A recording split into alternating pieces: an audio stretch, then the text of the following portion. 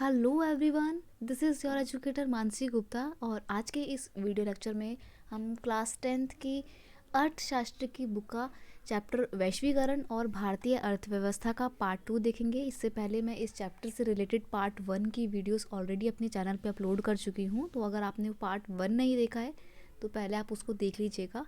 आपको इस पार्ट 2 के वीडियो के डिस्क्रिप्शन में भी मैं फर्स्ट पार्ट का लिंक दे दूँगी, तो पहले आप उसको देखिएगा, देन आपको चीज़ें ज़्यादा अच्छे से क्लियर हो पाएंगी। फर्स्ट पार्ट में बेसिकली हमने यहाँ पे देखा है कि किस तरीके से ग्लोबलाइजेशन का जो पूरा प्रोसेस है वो बहुराष्ट्रीय कंपनियों के आने के बाद से और ज़्यादा तेज हो गया है। बहुराष्ट्रीय कंपनियाँ वो कंपनियाँ होती हैं जो अपनी उत्पादन इकाइयाँ सिर्फ एक देश में स्थापित ना करके विश्व के अलग अलग देशों में स्थापित करती हैं, और इस तरीके से चीज़ों का फ्लो, गुड्स का या चीज़ों का और आइडियाज़ का, कल्चर का फ्लो एक कंट्री से दूसरे कंट्री में हो रहा है, और इस तरीके से पूरा विश्व जो है आपस में कनेक्ट हो गया है। फिर हमने देखा कि किस तरीके से बहुराष्ट्रीय कंपनियां अलग अलग देशों में जाके अपना उत्पादन गतिविधियां प्रारंभ करती हैं। उत्पादन गतिविधियां प्रारंभ करने से पहले वो किन किन चीज़ों को ध्यान रखती हैं, सब कुछ हमने पहले पढ़ा था। आज के इस वीडियो में हम बेसिकली डिटेल में डिस्कस करेंगे वैश्वीकरण के बारे में कि वैश्वीकरण क्या है। आपने जनरली सुना होगा कि ग्लोबलाइजेशन क्या है, बस चीज़ें जब एक जगह से दूसरी जगह जाती हैं और पूरा विश्व आपस में कनेक्ट हो जाता है, जुड़ जाता है, इसको ही वैश्वीकरण कहते हैं। तो ये बिल्कुल सही बात है। एक देश से दूसरे देश के बीच में व्यक्ति, वस्तु, कॉमा लगाते हैं यहाँ पे, व्यक्ति, वस्तु, विचार और पूंजी के प्रवाह को हम वैश्वीकरण कहते हैं। और इस वैश्वीकरण के अंतर्गत क्या क्या चीज़ें होती हैं? इस वैश्वीकरण के तहत विचार यानी कि हमारे आइडियाज़ एक जगह से दूसरी जगह जाते हैं। वस्तुओं का आदान प्रदान होता है। जो चीज़ इंडिया में बन रही है हो सकता है कि 2 महीने बाद वही चीज़ अमेरिका में जाके बिके। ठीक है, जब वस्तुओं का, विचारों का, लोगों का लेन देन हो रहा है, आना जाना हो रहा है, तो इट्स मीन पूंजी का, पैसों का भी तो लेन देन हो रहा है, तो पैसों का स्थानांतरण हो रहा है, लोगों का आना जाना एक जगह से दूसरी जगह हो रहा है। लोग एजुकेशन के पर्पज़ से या घूमने के लिए, अपने किसी भी हेल्थ फैसिलिटी के लिए एक कंट्री से दूसरे कंट्री में घूमने जाते हैं। ठीक है, तो ये सब कुछ क्या है? ये सब कुछ वैश्वीकरण का ही एक भाग है। तो आज जो हमारा पूरा वर्ल्ड एक वैश्वीकरण के दौर में आ गया है, इस वैश्वीकरण को संभव किसने बनाया है? तो वैश्वीकरण पॉसिबल हो पाई है जस्ट बिकॉज ऑफ प्रौद्योगिकी। प्रौद्योगिकी का मतलब होता है तकनीक। आप देख रही हो, अगर आपको आज इंडिया से अमेरिका जाना है तो आप बहुत ही चंद मिनटों में, बहुत ही कम समय में अपनी फ़्लाइट लेके जा सकते हो। तो ये फ़्लाइट क्या है? एक तरीके की प्रौद्योगिकी है। ठीक है, जितनी एडवांस फ्लाइट या जितना एडवांस हेलीकॉप्टर फैसिलिटी आज हो गई है, हो सकता है उससे पहले उतनी ना हो। ठीक है, परिवहन के साधन इतने ज़्यादा तीव्र हो गए हैं। पहले तो लोग टांगे का इस्तेमाल किया करते थे। टांगा समझते हो ना, वो जो बैलगाड़ी, घोड़ा गाड़ी होती हैं, उनका इस्तेमाल करते थे। लेकिन अब हम किसका इस्तेमाल कर रहे हैं? अब हमारे पास बसेस हैं, बाइक है, एयरवेज है, वाटरवेज है, बहुत सारे तरीके हैं। ठीक है, और वैश्वीकरण को संभव बनाने वाले कारकों में एक बहुत ही महत्वपूर्ण कारक जिसने वैश्वीकरण के दौर में एक क्रांति ला दी है, वो है सूचना व सूचना प्रौद्योगिकी, यानी कि हमारा आईटी इंडस्ट्री। इसमें आपका जितना भी इंटरनेट है, मोबाइल है, कम्युनिकेशन के सोर्सेज हैं, वो सब आ जाएंगे। सोचो, अगर मोबाइल ना होता तो क्या ही होता। आपको कैसे पता लगता कि अमेरिका में, ब्रिटेन में, फ्रांस में, रशिया में क्या हो रहा है? अब आप देख रहे हो रशिया और यूक्रेन के बीच में वॉर है, उसमें डेली क्या क्या हो रहा है उसकी अपडेट आपको तुरंत मिलती रहती है। क्यों? क्योंकि आपके पास सूचना प्रौद्योगिकी के साधन हैं। अब यहाँ पे पेपर में एक बहुत इंपॉर्टेंट क्वेश्चन बनता है कि वैश्वीकरण से आप क्या समझते हैं? बेटा, मैं लेक्चर पढ़ाते पढ़ाते ना आपको बताते जाऊँगी कहाँ पे कौन सा क्वेश्चन इंपॉर्टेंट बन रहा है। ठीक है, तो आप एक कॉन्सेप्ट को समझते चलें, किसी भी चीज़ को रट्टा ना लगाएं, क्योंकि रटने से ना कुछ भी नहीं होने वाला। रोट लर्निंग से आपको बचना है। चीज़ों को समझिए, आपको एग्जाम में बहुत हेल्प मिलेगी। और आपको पता है आपके प्री बोर्ड भी बहुत नियर बाय हैं, आने वाले हैं। ठीक है, तो वैश्वीकरण का अर्थ देखेंगे, देश के भीतर और बाहर। देश के भीतर मतलब कंट्री के अंदर ही, विद इन कंट्री, इंडिया से मुंबई और दिल्ली के बीच में वस्तुओं का लेन देन, या देश से बाहर इंडिया और ब्रिटेन या इंडिया और रशिया के बीच में वस्तुओं का स्वतंत्र आवागमन में बाधक व्यापार अवरोधों को हटाया जाना ही क्या होता है बेटा? वैश्वीकरण होता है। तो वैश्वीकरण कैसे संभव हो पा रहा है? वैश्वीकरण प्रौद्योगिकी के स्वतंत्र प्रवाह सुनिश्चित करने की वजह से संभव हो पा रहा है। वातावरण व प्रस्तावों के सहज स्वीकृत सुनिश्चित करते हुए दोनों के तरह के विदेशी विदेशी निवेश का समर्थन करना, यानी कि आज हम क्या कर रहे हैं, एक देश से सामान दूसरे देश में ले जा रहे हैं और किसी भी तरीके का व्यापार में बाधा उत्पन्न नहीं हो रही, किसी तरीके के हम एक्स्ट्रा चार्जेस या कर नहीं लगा रहे हैं, ठीक है। मानव कौशल का मुक्त प्रवाह, सही बात है। आज आपके अंदर अगर कोई अच्छी क्वालिटी है तो बाहर के देश आपको बुलाएंगे कि आप हमारे देश में आके काम करो, यानी कि मानव कौशल का एक जगह से दूसरी जगह प्रवाह हो रहा है।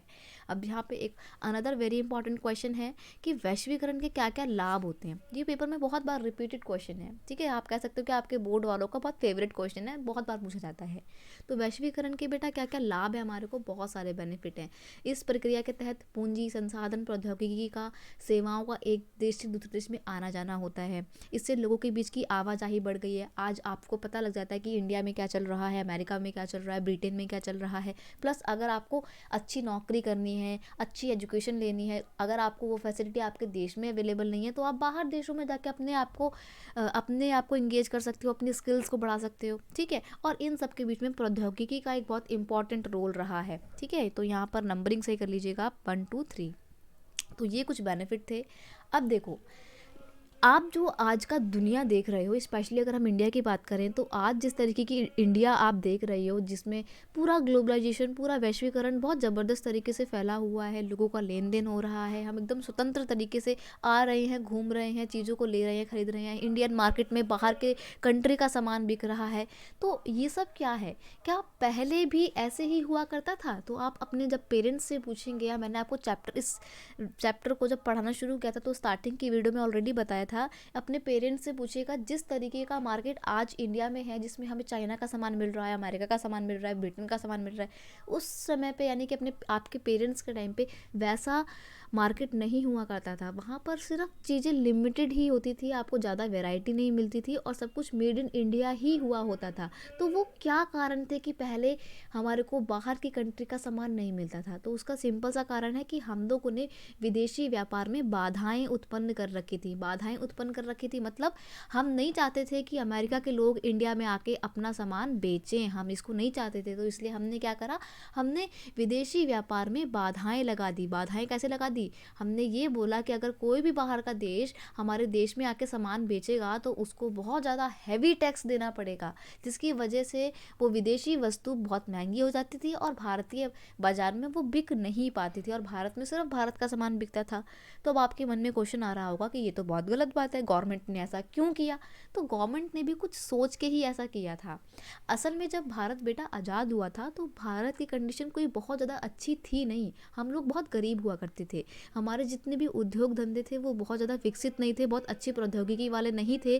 तो इस तरीके से हमारा जो सामान था वो बहुत ज़्यादा बेस्ट क्वालिटी का नहीं होता था और ये बात भारत की सरकार को बहुत अच्छे से पता थी। उसे पता था कि अगर हमने ये विदेशी व्यापार में बाधाएं उत्पन्न नहीं करी तो लोग भारत का सामान तो बिल्कुल खरीदेंगे ही नहीं, बल्कि बाहर के देश जो भी सामान लाते हैं वही सारा सामान इंडिया में बिकेगा और इस तरीके से जो भारत की इंडस्ट्री है उनका तो कभी विकास हो ही नहीं पाएगा। इसीलिए भारतीय सरकार ने अपने देशी उद्योगों को यानी कि भारत की ही कंपनियों को विदेशी प्रतिस्पर्धा से यानी कि कंपटीशन से बचाने के लिए ये बाधाएं उत्पन्न कर रखी थी और इसलिए विदेशी व्यापार और निवेश को रोका हुआ था ताकि क्या हो सके, ताकि हम लोगों के उद्योग, हमारे खुद के देश के उद्योग जो है बचे रहें। और धीरे धीरे जब वो और ज़्यादा अधिक लेवल पे विकसित हो गए, जो वेल डेवलप हो गए और जब वो कंपटीशन करने के लायक हो गए तो भारत की सरकार ने इन बाधाओं को धीरे धीरे करके हटाना शुरू किया। तो ये था 1950 से 1960 का दशक, जब भारत की सरकार ने विदेशी व्यापार में बाधाएं उत्पन्न करी। इस दशक में भारत के उद्योग अपने प्रारंभिक अवस्था में थे और उस स्तर पर वह आयात से प्रतिस्पर्धा ना कर पाते थे। इट्स मीन हम उस टाइम पे उतने ज़्यादा अच्छे तो थे नहीं, तो हम लोग कॉम्पिटिशन कर नहीं पाते। इसी कारण भारत सरकार ने अपने देश के उद्योगों को संरक्षण प्रदान करने के लिए प्रारंभ में विदेशी व्यापार पर प्रतिबंध लगा दिया, यानी कि संरक्षण प्रदान किया था ऐसा करके।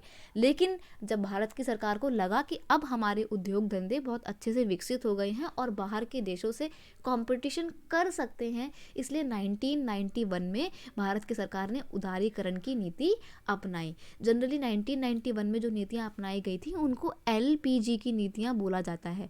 एल का मतलब होता है लिबरलाइजेशन यानी कि वैश्वीकरण, ठीक है। पी का मतलब होता है प्राइवेटलाइजेशन यानी कि निजीकरण। राइट। और जी का मतलब होता है ग्लोबलाइजेशन, सॉरी यहाँ पर ग्लोबलाइजेशन यहाँ पर है ये वैश्वीकरण है। और एल का मतलब होता है लिबरलाइजेशन यानी कि उदारीकरण, ठीक है। तो 1991 में भारत की सरकार ने उदारीकरण की नीति अपनाई और इसके तहत भारत की सरकार ने यह निश्चय किया कि भारतीय उत्पादकों के लिए विश्व उत्पादकों के साथ कंपटीशन करने का, प्रतिस्पर्धा करने का समय आ गया है। यानी कि अब भारत की इंडस्ट्री इतनी अच्छी हो गई है कि वो बाहर के देशों के साथ कंपटीशन कर सकती हैं। यह महसूस किया गया कि प्रतिस्पर्धा से देश के उत्पादकों के प्रदर्शन में ही सुधार होगा, क्योंकि उन्हें अपनी गुणवत्ता में सुधार करना होगा। इस निर्णय का प्रभावशाली अंतर्राष्ट्रीय संगठन ने समर्थन भी किया।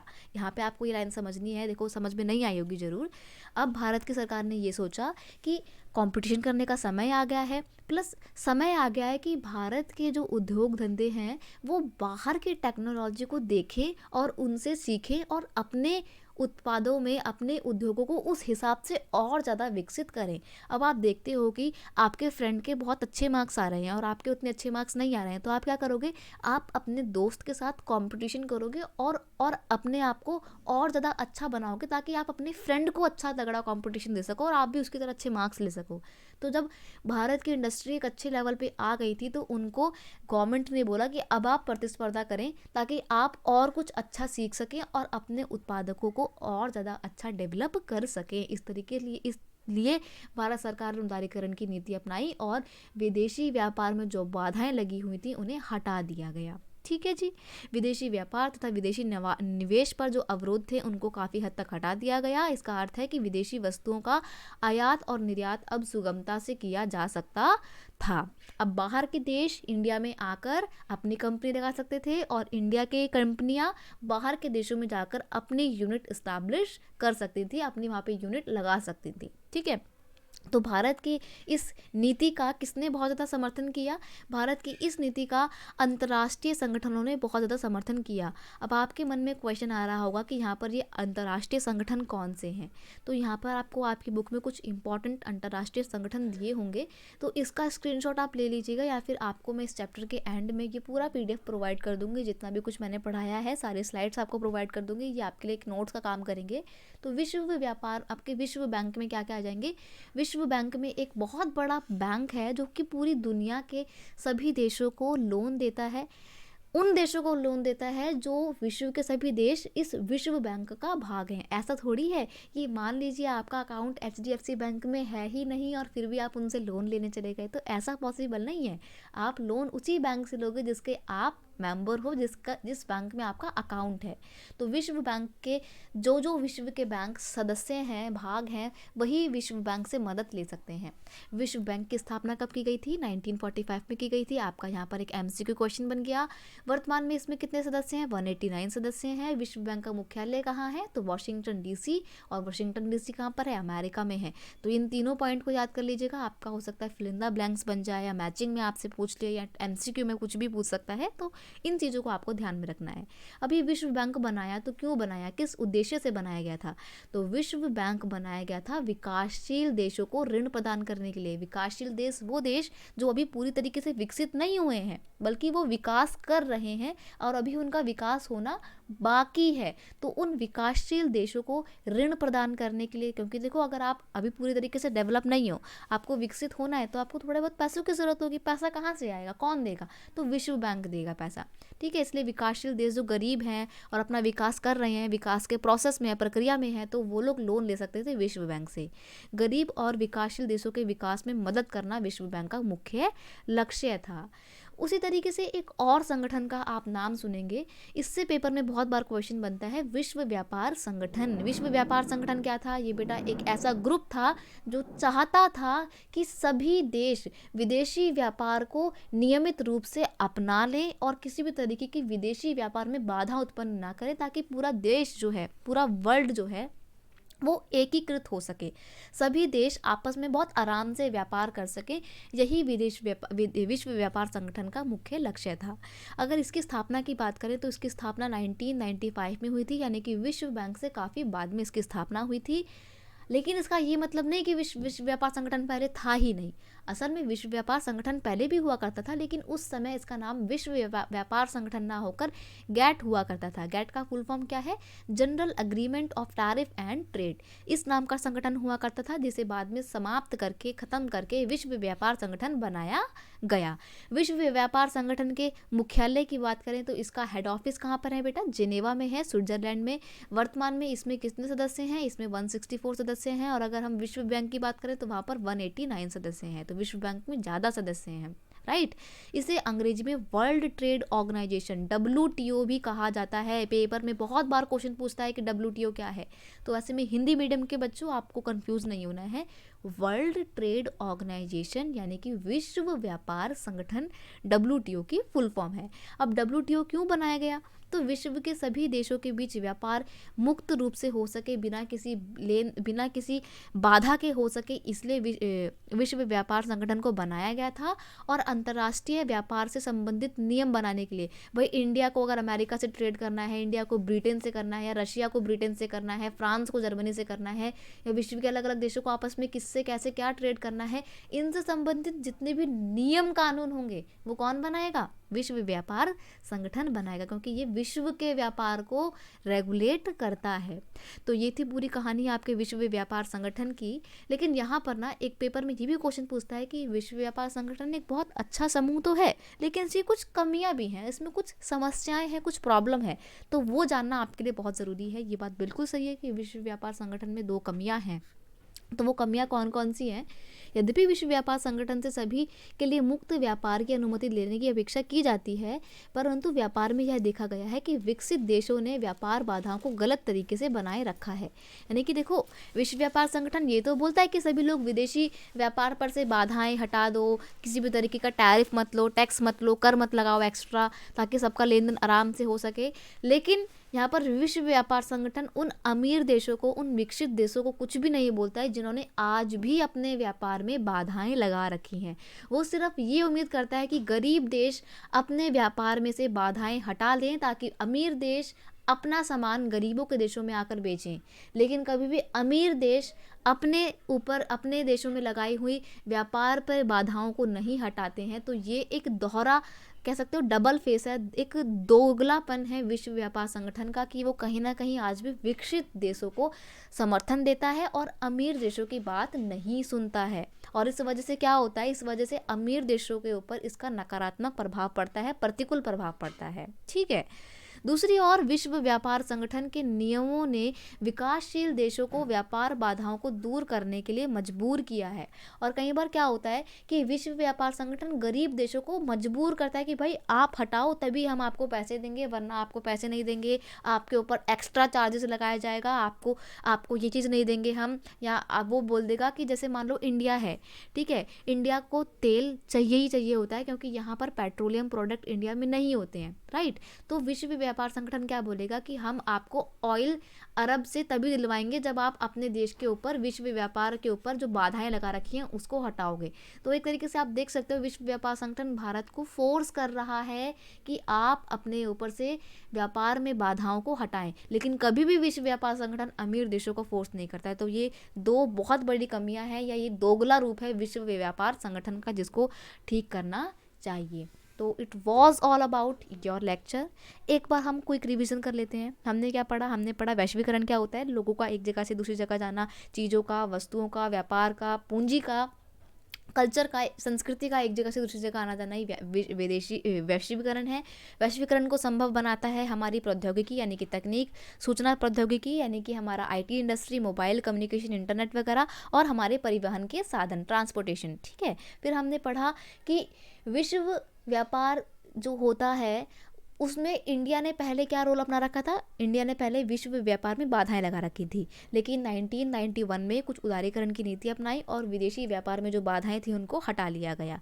फिर हमने देखा कि पूरे देश में जो विदेशी व्यापार होता है, आज़ादी के बाद जब भारत बहुत गरीब था तो उसको ज़रूरत थी पैसों की, या और भी विकासशील देश थे जिनको पैसों की ज़रूरत थी, तो विश्व बैंक बनाया गया 1945 में, जिसमें स्टार्टिंग में 189 सदस्य हुआ करते थे। और इसका जो हेड क्वार्टर है वो अमेरिका के वाशिंगटन DC में है। इसका उद्देश्य उद्देश्य था गरीब देशों को लोन देना, उनकी आर्थिक सहायता करना ताकि वो विकास कर सके। और फिर हमने एक और अंतर्राष्ट्रीय संगठन देखा जिसका नाम था आपका वर्ल्ड ट्रेड ऑर्गेनाइजेशन, विश्व व्यापार संगठन, जो कि विश्व में जितना भी लेन देन होता है, जितना भी व्यापार होता है, उसके संबंधित नियम कानून बनाता है, उसके ऊपर नियंत्रण रखता है। अगर व्यापार में दो देश आराम से लड़ जाएं तो वैसे में उसको सॉल्यूशन भी कौन करता है, सॉल्व कौन करता है, WTO ही उसको सॉल्व करता है। फिर हमने देखा कि WTO की कुछ कमियां हैं। तो ये सब कुछ हमने आज के इस लेक्चर में पढ़ा था। आई होप आपको ये वीडियो बहुत अच्छे से समझ में आया है। अगर अभी भी कोई डाउट है तो आप कमेंट सेक्शन में मेरे से पूछ सकते हैं, मैं आपको ज़रूर आंसर करूँगी। अगर आपको ये वीडियो सेशन अच्छा लगता है तो प्लीज़ इसे अपने दोस्तों के साथ ज़्यादा से ज़्यादा शेयर कीजिए, इसको लाइक कीजिए। और अगर चैनल पे नए हो तो सब्सक्राइब करना मत भूलना, क्योंकि हिंदी मीडियम के बच्चों के लिए ये स्पेशली चैनल मैंने बनाया है। इसमें मैं हिंदी में जितना हो सकता है मैं पॉसिबल कंटेंट अपनी तरफ से देने की कोशिश करती हूँ, आपको नोट्स प्रोवाइड करती हूँ। तो आपका भी एक जिम्मेदारी बनती है कि आप इस चैनल को सब्सक्राइब करें और ज़्यादा से ज़्यादा लोगों के बीच में इसको शेयर करें, क्योंकि आपका एक लाइक, आपका एक शेयर मेरे लिए मोटिवेशन का काम करेगा। राइट, चलिए मिलते हैं नेक्स्ट वीडियो लेक्चर में। तब तक के लिए bye bye, thank you so much.